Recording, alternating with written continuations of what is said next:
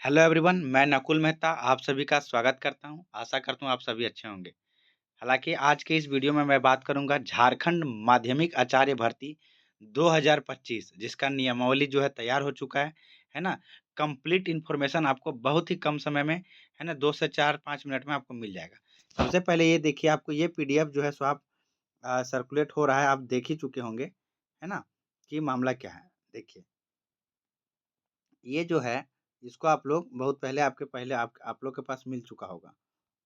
देखिए ये वाला पीडीएफ आप लोग देख चुके होंगे कि ये क्या है ना? बहुत सारा वीडियो वगैरह बन चुका है, कहीं न कहीं देख चुके हैं।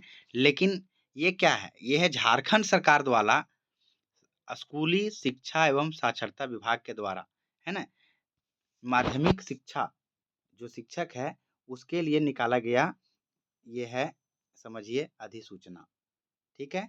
इसमें सारा इन्फॉर्मेशन दिया गया है कि किस प्रकार से एग्ज़ाम होगा, है ना? किन सब्जेक्ट का एग्ज़ाम लिया जाएगा, क्या क्वालिफ़िकेशन रहने वाला है, क्या योग्यता रहेगा, ठीक है? ये सभी चीज़ का बात इसमें किया गया है। तो इतना लंबा पीडीएफ अगर हम आपको दिखाएँगे तो आप कन्फ्यूज़ होइएगा।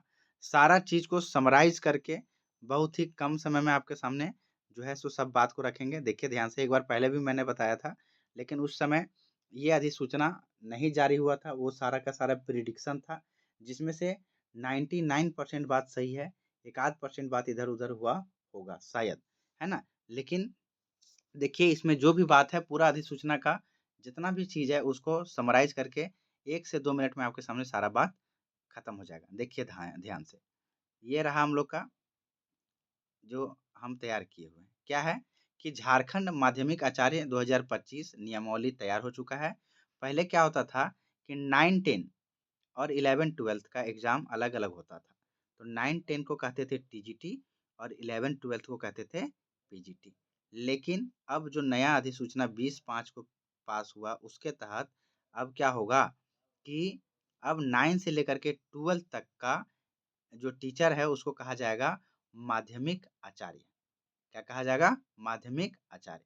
पहले का क्वालिफ़िकेशन होता था ग्रेजुएशन प्लस बीएड, अब ये मामला खत्म हो गया है, पुराना बात हो गया। अब इससे कोई मतलब नहीं, अब होना चाहिए कि उस सब्जेक्ट में पीजी और बीएड और कम से कम पीजी में 50% अंक। समझ गए? जैसे कि आप जो है मैथ से पीजी किए हुए हैं और बीएड है, बात खत्म, आप एलिजिबल हैं। आप सोशल साइंस में अगर पॉलिटिकल साइंस से पीजी हैं और साथ में बीएड है, काम खत्म, आप एलिजिबल हैं।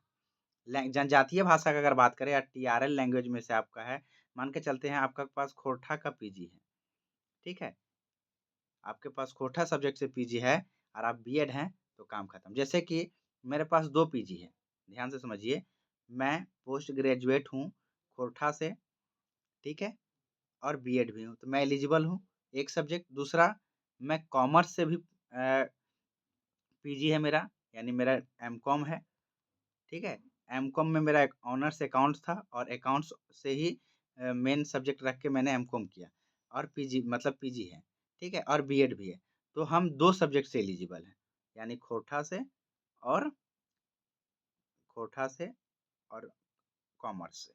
कॉमर्स मतलब अकाउंट्स से, ठीक है? मेरा सब्जेक्ट अकाउंट्स था। ये 2 सब्जेक्ट से हम एलिजिबल हैं।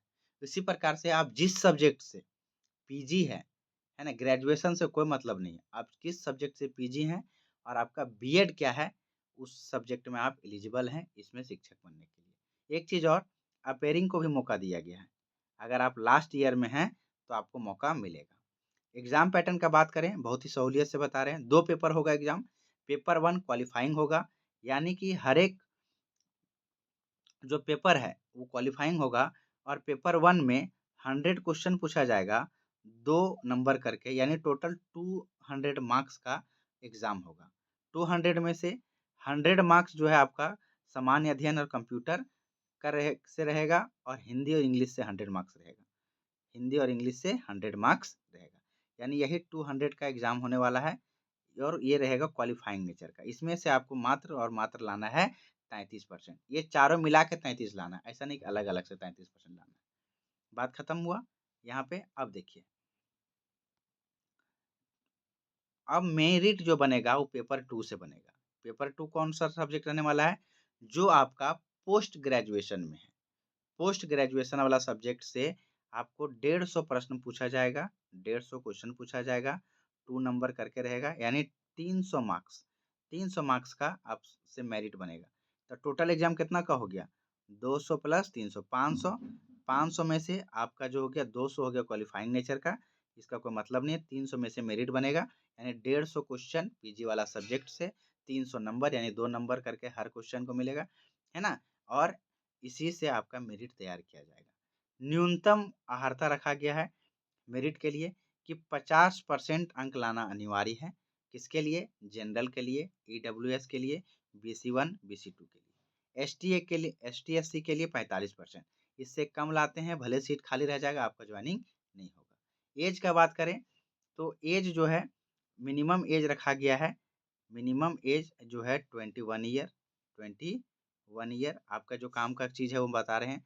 मैक्सिमम एज के बारे में जो है सो जनरल के लिए आप 40 साल मान के चलिए, इसके बाद जो है जो भी रिजर्वेशन के हिसाब से रखा गया है। सैलरी भी अच्छा खासा मिलेगा, है ना। स्टार्टिंग सैलरी आपको 70K के पास 70,000 से स्टार्ट होने वाला है, और अच्छा खासा प्रमोशन भी है। तो आई होप इस वैकेंसी के बारे में सारा चीज़ पता चल गया होगा, और सारा सब्जेक्ट का के बारे में भी इसमें दिया हुआ है। अगर हम सारा दिखाने लगेंगे तो लंबा हो जाएगा, फिर वीडियो लेंदी हो जाएगा, फिर आप बोर हो जाइएगा। देखिए ध्यान से, फिर भी 10 सेकंड में दिखाने का काम करते हैं। देखिए हर सब्जेक्ट के बारे में यहाँ पे लिखा गया है ना। हालाँकि एक बात और ये इसमें ये है कि हर सब्जेक्ट का वैकेंसी अभी नहीं आने वाला है। क्यों? कि जिसका अभी हाल में पीजीटी में एक आया था वैकेंसी, जिस सब्जेक्ट का उसमें तो अभी खाली नहीं है। तो उसके लिए अभी शायद उसका वैकेंसी आने वाला नहीं है। आप देख सकते हैं यहाँ पे लिखा हुआ है सारा सब्जेक्ट का कॉम्बिनेशन कि हिंदी है, इंग्लिश है ना, संस्कृत है। इधर जो बात हम बताएँ वही लिखा हुआ है कि पीजी होना चाहिए, बीएड होना चाहिए। हिंदी, इंग्लिश, संस्कृत, इकोनॉमिक्स, भूगोल, इतिहास, भौतिक शास्त्र, रसायन शास्त्र, जीव विज्ञान, अप्लाइड इंग्लिश, गणित, वाणिज्य जिसमें मेरा सब्जेक्ट है, राजनीति शास्त्र, समाज शास्त्र, मनोविज्ञान, मानव शास्त्र, दर्शन शास्त्र, गृह विज्ञान, भूगर्भ शास्त्र, उर्दू। अब यहाँ से TRL लैंग्वेज चालू हो जाता है, जैसे संथाली, बांग्ला, मुंडारी हो, कुड़ुक, कुरमाली, नागपुरी, पंच परगनिया। मेरा भाषा एक आ गया 29 में, खोरठा जिससे मेरा है ना, और कॉमर्स से 2, उड़िया, है ना। ये सभी जो है, और कंप्यूटर शिक्षक का भी इसी में है ना। देखिएगा आगे इधर होगा, देखिए यहाँ से कंप्यूटर साइंस, आर्टिफिशियल इंटेलिजेंस एवं कोडिंग, ये थोड़ा AI के तरफ ले जाएगा। साइबर सिक्योरिटी एवं डेटा साइंटिस्ट, ये कुल 34 सब्जेक्ट के बारे में भी जो है इसमें निकाला गया है। तो उम्मीद करते हैं आपको सारा जानकारी बहुत ही कम समय में अच्छे समय से मिल गया होगा। अगर अच्छा लग रहा हो तो प्लीज़ वीडियो एक बार लाइक ज़रूर करें, शेयर ज़रूर करें अगर अच्छा लग रहा हो, और यहाँ तक बने हुए हैं अगर चैनल को सब्सक्राइब नहीं किया तो सब्सक्राइब करके बेल आइकन ज़रूर हिट कर लें, ताकि आपके पास इसी तरह का इन्फॉर्मेशन वाला वीडियो मिलता रहे।